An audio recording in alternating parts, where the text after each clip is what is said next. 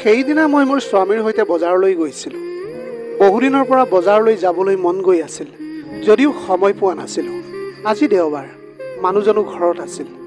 গতিকে ব্ৰেকফাষ্ট কৰি আমি বজাৰলৈ আহিলোঁ। মাত্ৰ কিছুমান বস্তু চাই থাকোঁতে পিছফালৰ পৰা কোনোবাই মাত লগালে। মই পিছলৈ ঘূৰি চালোঁ আৰু হঠাৎ মোৰ ওচৰত এজন পাগল সাধু বাবাক দেখিলোঁ। তেওঁ মোৰ পৰা দান বৰঙণি বিচাৰি আশীৰ্বাদ দিবলৈ আৰম্ভ কৰাৰ আগতেই মই তেওঁক দান হিচাপে 100 টকীয়া নোট এখন দিলোঁ। টকা দিয়াৰ পিছত ঘূৰি অহাৰ লগে লগে তেওঁ মোৰ চাদৰখনত ধৰি ক'লে, দেৱী, টকাখিনি ঘূৰাই লোৱা। সাধু বাবাজনৰ এনে কথা শুনি মই বৰ আচহুৱা যেন অনুভৱ কৰিলোঁ। এইজনেই প্ৰথম সাধু বাবা হয় চাগৈ, যিয়ে নেকি পইচা ঘূৰাই দিছে। সাধু বাবাজনে ক'লে, পইচাটো ৰাখি থোৱা।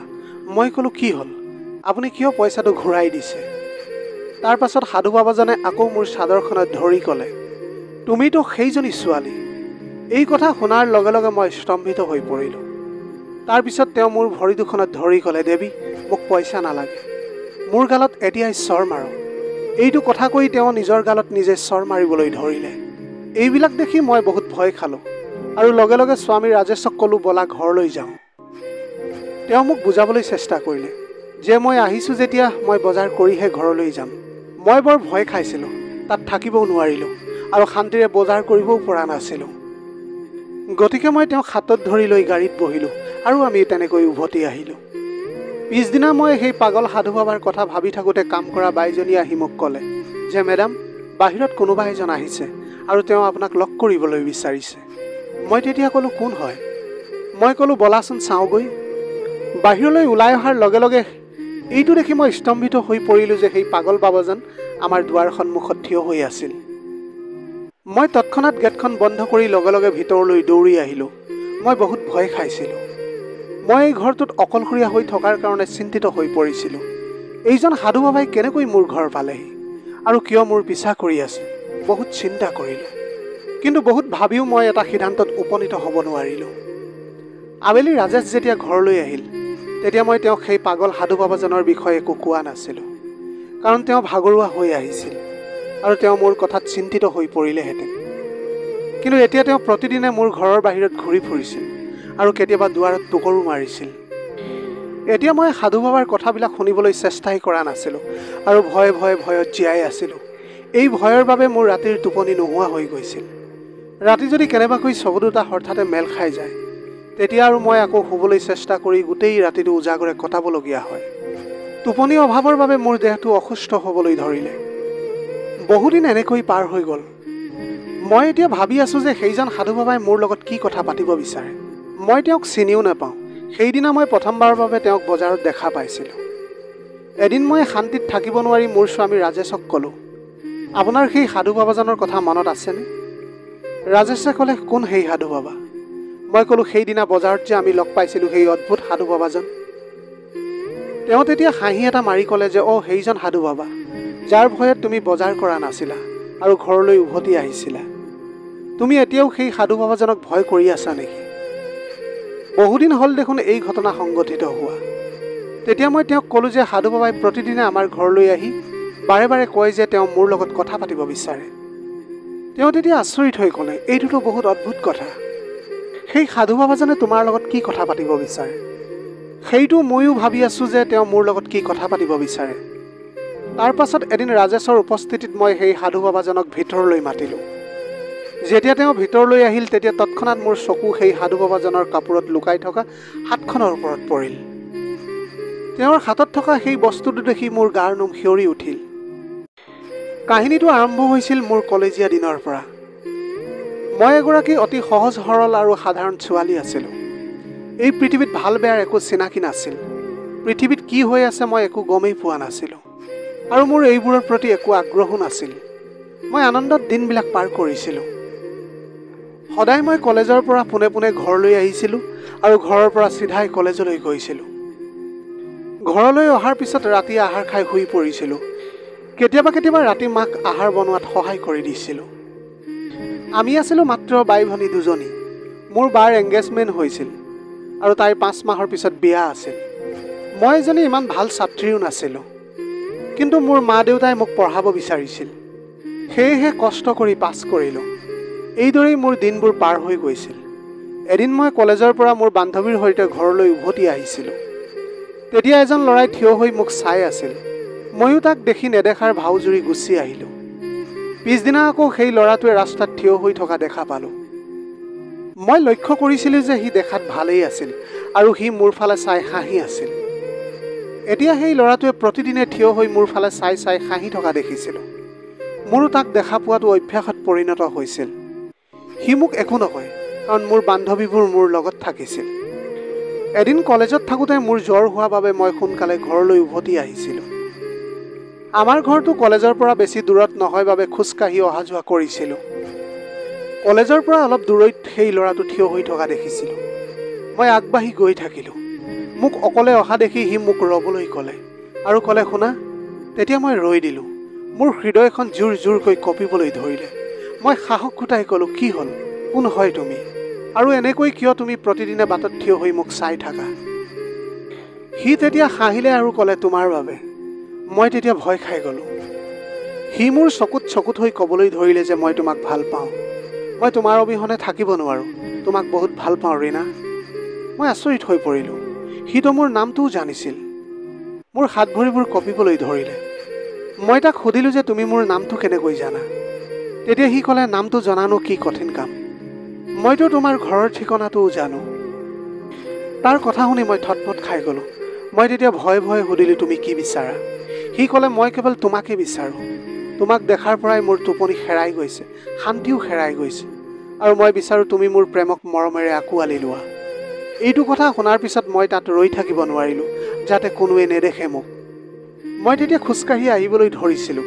সি মোক মাতি আছিল, কিন্তু মই দৌৰি দৌৰি ঘৰ পালোহি। ঘৰ পোৱাৰ পিছত মই ঔষধ খালোঁ। ৰাতি মোৰ জ্বৰটো অলপ ভাল হ'ল। তেতিয়া মই সেই ল'ৰাটোৰ কথাকে ভাবিবলৈ ধৰিলোঁ। সি তাৰ নামটো ৰাজ বুলি কৈছিল। তাৰ কথা ভাবি মোৰ হৃদয়খন জোৰ জোৰকৈ কঁপিবলৈ ধৰিলে।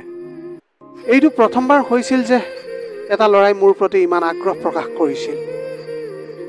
মোৰ এইবিলাক ইমান বেয়াও লগা নাছিল।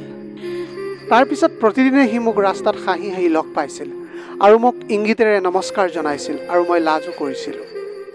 কিছুদিনৰ পাছত সি মোক চিঠি দিবলৈ ধৰিলে আৰু ঘৰলৈ অহাৰ পিছত তাৰ চিঠিবোৰ পঢ়ি আকৌ চিঠিবোৰ লুকুৱাই ৰাখিছিলোঁ। তাৰপিছত ময়ো তাৰ চিঠিবোৰৰ উত্তৰ দিবলৈ আৰম্ভ কৰিলোঁ। মোৰো তাক তেতিয়া ভাল লাগিবলৈ ধৰিছিল। মই তাক লাহেকৈ ভাল পাবলৈ আৰম্ভ কৰিছিলোঁ। প্ৰথম ভাল পোৱাৰ অনুভূতিয়ে মোক গোটেই দিনটো তাৰ স্মৃতিত ডুবাই ৰাখিছিল। আমি প্ৰতিদিনে বাটত ইজনে সিজনক দেখা পাইছিলোঁ আৰু চিঠিৰ জৰিয়তে কথা বতৰা পাতিছিলোঁ। তাৰ পাছত এদিন সি চিঠিত লিখিলে যে আমি এনেকৈ কিমান দিন চিঠি লিখি থাকিম। এতিয়া মোক লগ কৰা, আমি দুয়ো ক'ৰবাত লগ হ'ব লাগিছিল। মই তাৰ উত্তৰত লিখিছিলোঁ যে ময়ো তোমাক লগ কৰিব বিচাৰোঁ, কিন্তু এইটো সম্ভৱ নহয় যদি আমি ধৰা পৰি যাওঁ। সি লিখিলে, তুমি কলেজলৈ আহিবা আৰু মোৰ লগত যাবা। কলেজ ছুটি হোৱাৰ সময়ৰ আগে আগে মই তোমাক কলেজৰ সন্মুখত থৈ আহিম। ময়ো মান্তি হ'লোঁ। পিছদিনা মই কলেজলৈ আহিলোঁ। সি কলেজৰ ওচৰত বাইকখন লৈ থিয় হৈ আছিল। মই ইফালে সিফালে চালোঁ, তাৰ পাছত তাৰ বাইকত উঠিলোঁ। সি মোক তেতিয়া এখন পাৰ্কলৈ লৈ গৈছিল। তাতে সি মোক নিজৰ প্ৰেমৰ বিশ্বাস জন্মাই বহু প্ৰতিশ্ৰুতি দিলে, বহুতো শপত খালে আৰু ক'লে যে সি মোৰ অবিহনে জীয়াই থাকিব নোৱাৰে। আমাৰ প্ৰেমৰ প্ৰতি তাৰ গুৰুত্ব দেখি মই নিজেই ঈৰ্ষা অনুভৱ কৰিবলৈ ধৰিলোঁ।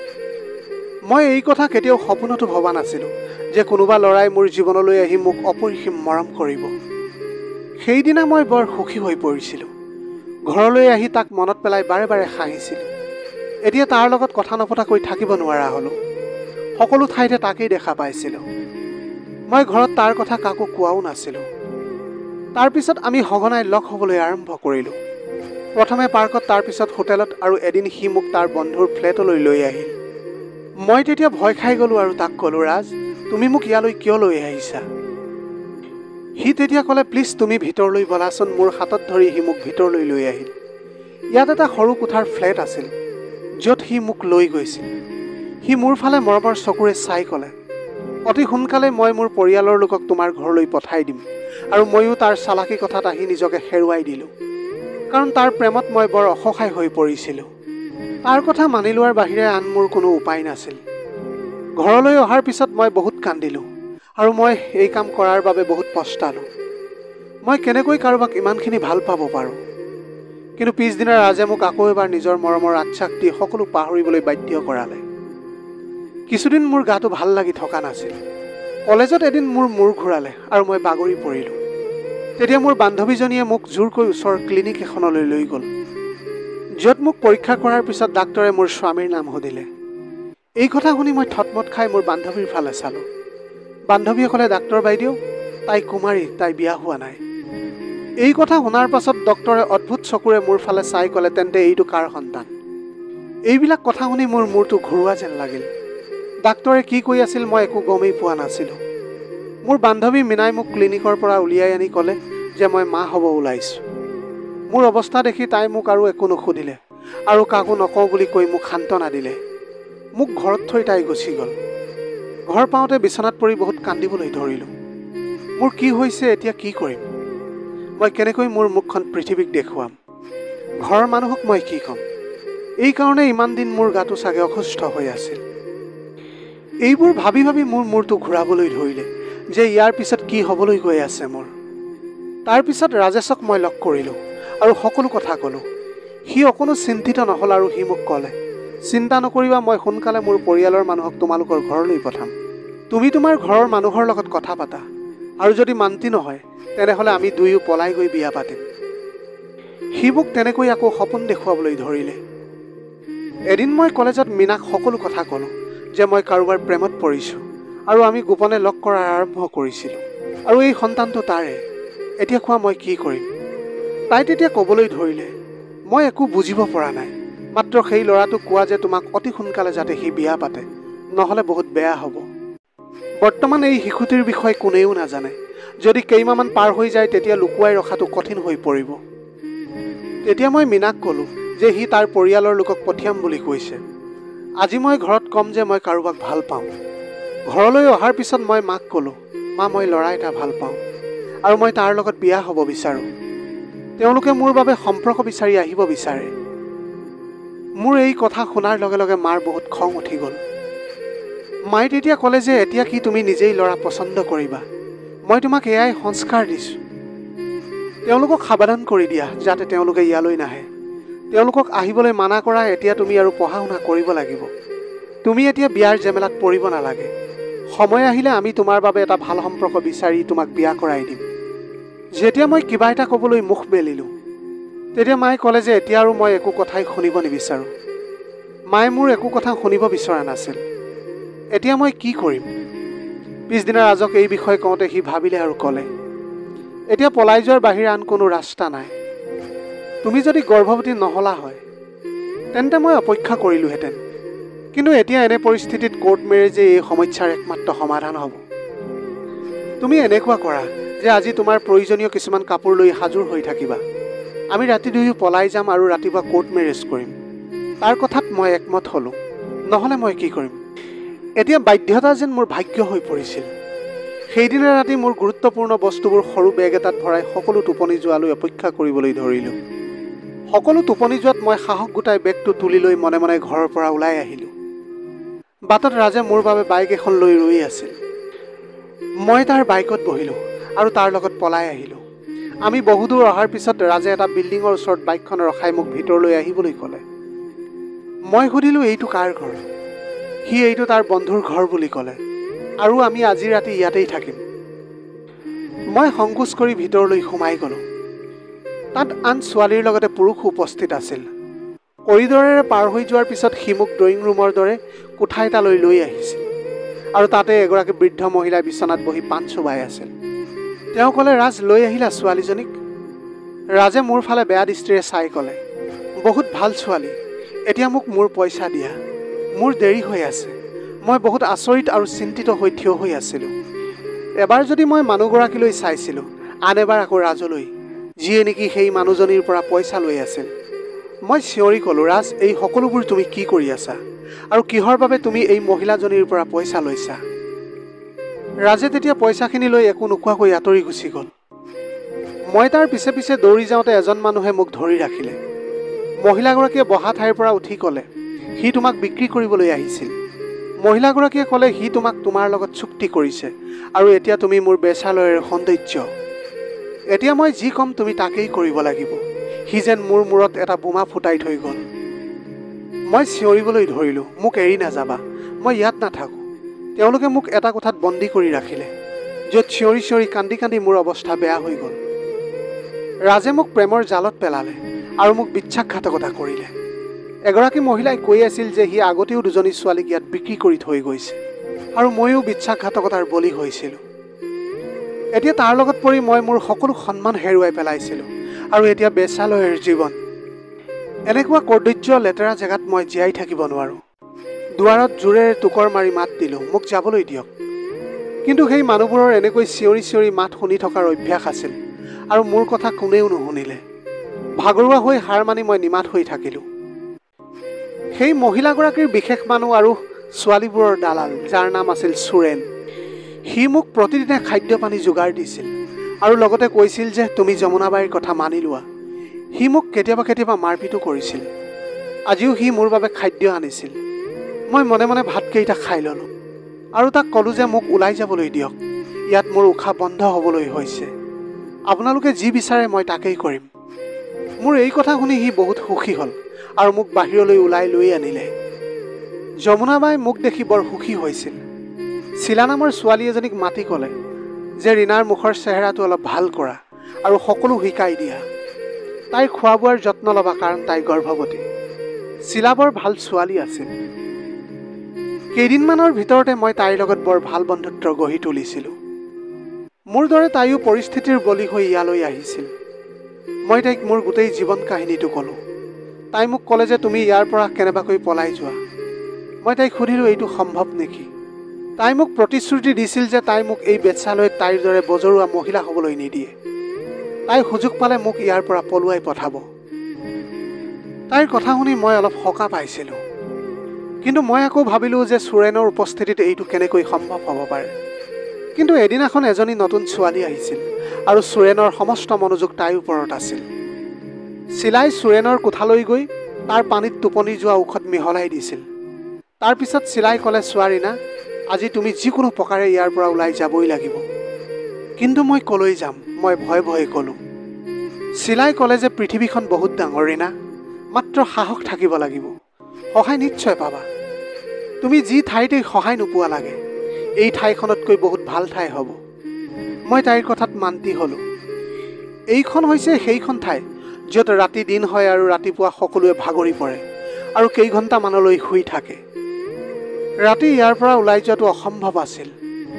গতিকে সকলো শুই থকাৰ সময়ত ৰাতিপুৱা সোনকালে মোক ইয়াৰ পৰা উলিয়াই পঠিওৱাৰ পৰিকল্পনা কৰিলে শিলাবাই। মই মোৰ কাপোৰৰ বেগটো তুলি লৈ শিলাৰ সৈতে মনে মনে গেটলৈ আহিলোঁ। ইফালে ইফালে চালোঁ। শিলাই তলাটো খুলিলে আৰু মোক সাবটি ধৰি ইয়াৰ পৰা ওলাই যাবলৈ ক'লে। মই ক'লোঁ, শিলা, তোমাৰ এই সহায় মই গোটেই জীৱন পাহৰিব নোৱাৰোঁ। শিলাই মোক অলপ পইচা দিলে আৰু ক'লে যে এইখিনি লৈ যোৱা তোমাৰ কামত আহিব। মই আৰু ঘৰলৈ যাব নোৱাৰোঁ। সেইকাৰণে প্ৰথমে ৰিক্সাত উঠি ডাক্তৰ ক্লিনিকত উপস্থিত হ'লোঁ। কেইঘণ্টামানৰ পাছত ডাক্তৰ বাইদেউ তেওঁৰ ক্লিনিকলৈ আহিলে। মোক দেখি তেওঁ মোক চিনি পালে। মই তেওঁক ক'লোঁ যে মই গৰ্ভপাতৰ বাবে আহিছোঁ। তেওঁ মোৰ সকলো কথা শুনি তেওঁ মোক ক'লে যে মই গৰ্ভপাত কৰিব নোৱাৰোঁ, কাৰণ ই এটা অপৰাধ। তেওঁ মোক তেওঁৰ লগত নিজৰ ঘৰলৈ লৈ গ'ল। তেওঁ বহুত সহজ সৰল স্বভাৱৰ মহিলা আছিল। মোৰ বহুত যত্ন লৈছিল আৰু তেওঁ নিজৰ সৰু ভাইক ৰাজেশৰ লগত মোক বিয়া কৰাই দিলে। আৰু ডাক্তৰ বাইদেৱে সকলো জানিও ক'লে যে ৰাজেশক তোমাৰ অতীতৰ বিষয়ে কেতিয়াও একো নক'বা, মই সকলো চম্ভালি ল'ম। মই বৰ সুখী হৈছিলোঁ। ৰাজেশক মই একো কোৱা নাছিলোঁ, আনকি এইটোও কোৱা নাছিলোঁ যে এইটো সন্তান তেওঁৰ নহয়। তেওঁৰ মতে মই 7 মাহত এটা সন্তান জন্ম দিছিলোঁ। তেওঁ এজন ভাল মানুহ আছিল আৰু মোক বহুত ভাল পাইছিল।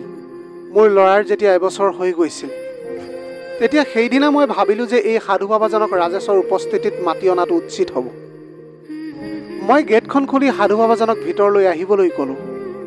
তেওঁ ভিতৰলৈ অহাত মোৰ চকু সেই কাপোৰবোৰত লুকাই থকা হাতখনত পৰিল, যিখন হাতত এপাত খাৰু আছিল।